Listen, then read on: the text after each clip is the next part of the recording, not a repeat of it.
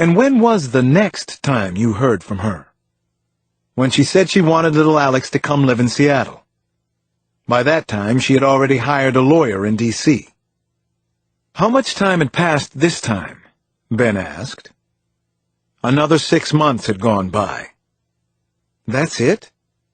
She abandons her son, sees him 7 months later, goes away again, and comes back wanting to be a mother? Is that how it happened? I sighed. Something like that. Dr. Cross, can you tell us now, from the heart, why you are asking for custody of your son?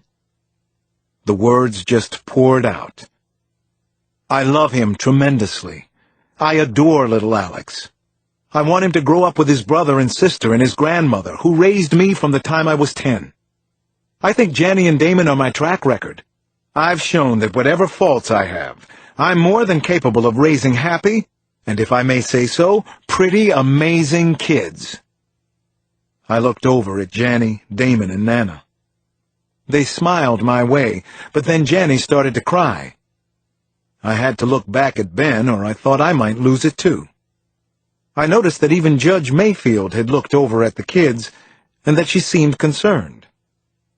I love my children more than anything in the world, I said. But our family isn't complete without little Alex, or Ali, as he likes to be called. He's part of us. We all love him dearly. We couldn't leave him for 6 months, or 6 minutes. Out of the corner of my eye, I saw Nana nodding, and she looked infinitely wiser than Judge Mayfield in her high chair and black robes, especially when it came to raising kids. Please go on, Alex, Ben said quietly. You're doing very well. Go on. If I had my wish, Christine never would have left Washington. Ali deserves to have us both around, but if he can't have that, then he should be with as much of his family as possible. I don't think he's bad off here in Seattle, but this is supposed to be about what's best for him. And as I said, I don't know what this is worth, but I love him so much. He's my buddy. He has my heart. And then I did tear up, and definitely not for effect or the benefit of the judge. Testimony continued through the afternoon and for much of the next morning, and it was brutal at times. After closing arguments from the lawyers, we waited out in the courthouse hallway while Judge Mayfield considered her next move. You were great, Daddy. Janny held my forearm and nuzzled my shoulder with her head. You are great. We're going to get Alex back. I can feel it. I put my free arm around her shoulder. I'm sorry for this, but I'm glad you guys are here. Just then a court clerk came out to call us back inside. His blank face showed nothing, of course. Ben spoke quietly to me on the way in. This'll just be a formality. She's probably going to take it under consideration, and we'll hear back anywhere from 2 to 6 weeks. I'll motion for a revised temporary visitation agreement in the meantime. I'm sure that won't be a problem. You were great on the stand, Alex. No worries there. You can just relax for now. Chapter 36. As soon as we were gathered back in the courtroom, Judge Mayfield came in and sat at the bench. She fiddled with her skirt, and then didn't waste any time. I've considered all the testimony and the evidence put before me, and I've reached my decision. Based on everything I've heard, it all seems very clear. Ben looked reflexively at me, but I wasn't sure what the look meant. Ben? I whispered. Court rules for the petitioner. Residential parentage will remain with Ms. Johnson, upon whose counsel I will lay the burden of facilitating a mutually agreed-upon visitation schedule. The judge took off her glasses and rubbed her eyes, as if ruining a life was a tiresome part of her day. She then continued. Given the geographic disparity, I am, however, encouraging creative solutions, and I am ruling that Dr. Cross will be entitled to the equivalent of at least 45 days visitation per year. That's all. And just like that, she rose and left the room. Ben put a hand on my shoulder. Alex, I don't know what to say. I'm stunned. I haven't seen a ruling from the bench in 5 years. I'm so sorry. I barely heard him, and I was hardly conscious of my family swarming around me. I looked up to see Christine and Ann Billingsley squeezing past to leave.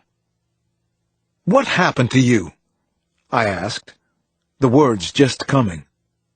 It was as if every muscle of control I had been exercising for the past couple of days gave out at once. "Is this what you wanted? To punish me? To punish my family? Why, Christine?" Then Nana Mama spoke. "You're cruel and you're selfish, Christine. I feel sorry for you." Christine turned from us and started to walk away very quickly, without saying a word. When she reached the courtroom doors, her shoulders hunched forward. Suddenly she put a hand to her mouth. I couldn't tell for sure, but I thought that she began to sob. Ms. Billingsley took her by the arm and ushered her out into the hallway. I didn't understand. Christine had just won, but she was weeping as if she had lost. Had she? Was that it? What had just happened inside her head? A moment later, I entered the hallway in a daze. Nana was holding one of my hands, Janny the other. Christine was already gone, but someone else I didn't want to see was waiting there. James Truscott had somehow gotten inside the courthouse, and his photographer, too. What the hell was with him? Coming here, now. What kind of story was he writing? "Tough day in court, Dr. Cross," he called up the corridor. "Care to comment on the ruling?" I pushed past him with my family, but the photographer snapped off several invasive pictures, including single shots of Damon and Janny. "Don't print a single picture of my family." I turned to Truscott. "Or what?" he asked, standing defiantly with his hands on his hips. "Do not put my family's pictures in your magazine. Do not." Then I yanked away the photographer's camera and took it with me. Chapter 37.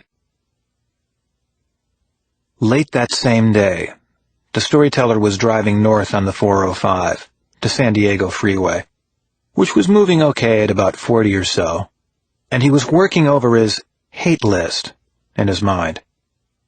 Who did he want to do next? Or if not next, before this thing wound down and he had to stop killing, or be caught. Stop, just as suddenly as it had begun. The end. Finished. Story over. He made a scribbly note in a small pad he always carried in the front door pocket. It was difficult to ride as he drove, and his car edged a little out of its lane. Suddenly some mook to the right sat on his horn, and stayed on it for several seconds. He glanced over at a black Lexus convertible, and there was this total moron screaming at him, "Fuck you, asshole! Fuck you! Fuck you!" and giving him the finger. The storyteller couldn't help himself. He just laughed at the red-faced idiot in the other car. The jerk was so out of it. If he only knew who he was going postal at. This was hilarious. He even leaned over toward the window on the passenger side, and his laughter apparently made the nutcase even angrier. "You think it's funny, asshole? You think it's funny?" the guy screamed. So the storyteller just kept laughing, ignoring the irate bastard as if he didn't exist and wasn't worth coyote piss if he did. But this guy did exist, and actually, he'd gotten under the storyteller's skin, which really wasn't advisable, was it? Eventually he drifted behind the Lexus, as if chastened and remorseful, and then he followed. The mook's black convertible got off 2 exits later. So did he. And this wasn't in the story. He was improvising now. He continued to trail the convertible's taillights up into the Hollywood Hills, onto a side road, and then up another steep hill. He wondered if the driver of the Lexus had spotted him by now. Just to be sure he did, he started honking. and didn't stop for the next half-mile or so. Figured the other guy might be getting a little spooked by now. He sure would if it were him, especially if he knew who he had hassled down on the freeway. Then he pulled out and started to pass the convertible. This was the coolest goddamn scene yet. He had all the windows open in his car, wind whipping through. The driver of the Lexus stared over at him, and he wasn't cursing or flipping him the bird anymore. Now who was showing a little remorse?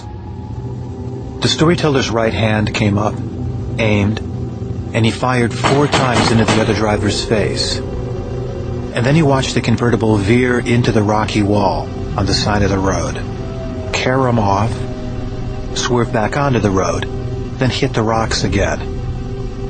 Then nothing. The annoying bastard was dead, wasn't he? Deserved it too, the asshole. The shame of it, the pity, was that sooner or later this killing had to stop. At least that was the grand plan. That was the story. Chapter 38. Detective Jean Galetta floored her 2-year-old Thunderbird.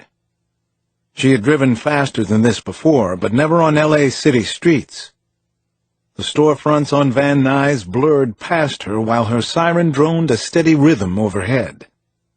2 black and whites were parked in front of the cafe when she got there.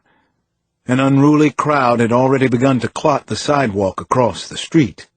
She was sure that TV cameras wouldn't be far behind, and news helicopters, too. "What's the situation?" she barked at the first officer she saw, who was half-heartedly doing crowd control. "All contained," he said. "We did a silent approach front and back. There's a few of our guys up on the roof, too. You've got about 24 customers and staff inside. If she was still here when we pulled up, then she's still in there." That was a big if, but it was something to go on, Galetta thought to herself. Mary Smith might still be inside. This thing could end right here. Please, dear God. "All right, 2 more units inside as soon as you can get them here. 2 more on crowd control, and keep that guard front, back, and top." "Ma'am, this isn't my crew." "I don't care whose crew it is. Just get it done." She stopped and stared into the officer's eyes. "Am I clear? Do you follow?" "Perfectly, ma'am." Galetta headed inside. The cafe was one big rectangle with a coffee bar in front and rows of computer carrels in the back. Each electronic terminal was its own little booth with shoulder-high privacy walls. Everyone in the place had been corralled at the mismatched tables, chairs, and couches. Galetta quickly surveyed their faces. Students, yuppies, senior citizens, and a few Venice Beach hippie freak types. An officer reported to her that they had all been searched and no weapons were found. Not that it meant anything. For now, they were all suspects by default. The manager was a very nervous young guy in horn rims who didn't look old enough to drink, and who had the worst case of acne Galetta had seen since her high school days in the valley. A mini CD-ROM pinned to his chest said, "Brett," in red magic marker. He showed Galetta to one of the computer carrels near the back. "This is where we found it," he said. "Is there an exit this way?" Galetta asked, pointing down a narrow hallway to her left. The manager nodded. "The police are already back there. They sealed it off. And do you keep some record of who uses the machines?" He pointed to a credit card swiping device. "They had to use that. I don't really know how to get the info out, but I can find out for you." "We'll take care of it," Galetta told him. "Here's what I want you to do, though. Keep everyone in here as comfortable as you can. To be honest, it's going to be a while.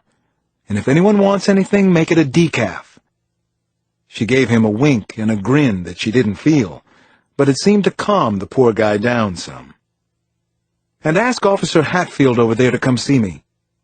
She had met Officer Bobby Hatfield briefly once before, and she always remembered his name because it was the same as one of the Righteous brothers. She sat at the computer and pulled on a pair of latex gloves. "What do you know so far?" she asked when Hatfield came over.